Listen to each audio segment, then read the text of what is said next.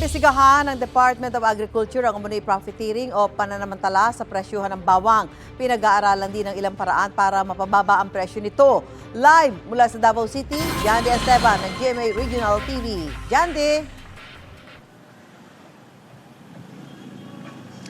Yes, Susan, ayon sa isang consumer group, kailangan umanong palakasin ang local production ng bansa para mabawasan ang pagdepende natin sa importasyon ng bawang kasi mas mapapababa raw nito ang presyo. Dito sa Metro Circle sa Bangkerohan sa Davao City, kadalasang bumibili ang mga mamimili ng gulay at spices dahil mura ang bentahan. Isa sa mga mabenta ang bawang.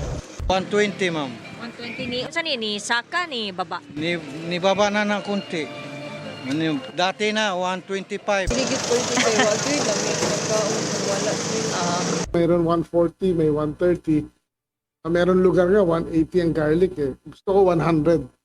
Ayon kay Secretary Laurel, nakita nilang may profiteering sa industriya ng bawang. Pwede natin sabihin baka may cartel.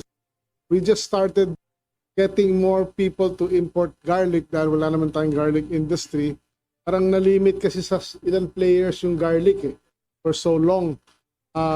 Ang gagawin nila kung may bagong player papasok, mabagsak nila ang presyo para malugi yung bago sila makapag so we're addressing that. Okay raman po kung babaon na sa ang capital po na mo. Sa amin naman depende. Pag may kinikita kami, kung saan namin binibili, pwede, payag kami doon. Oh. Basta yung kinukunan nyo, Mas mababa. Halimbawa, makuha namin mga 90. Di pwede namin ibenta ng 100. Sa ipinadalang pahayag sa GMA Regional TV, sinabi ng Davao Consumer Movement na welcome development sa kanila ang hakbang na ito ng DA. Pero sana raw ay mas palakasin pa ang local production ng bawang sa pamamagitan ng pagbibigay ng suporta sa mga magsasaka at pag-aaral sa pagpapalago ng garlic production. Mapapababa raw kasi nito ang importation na reresulta sa mas mababang presyo nito.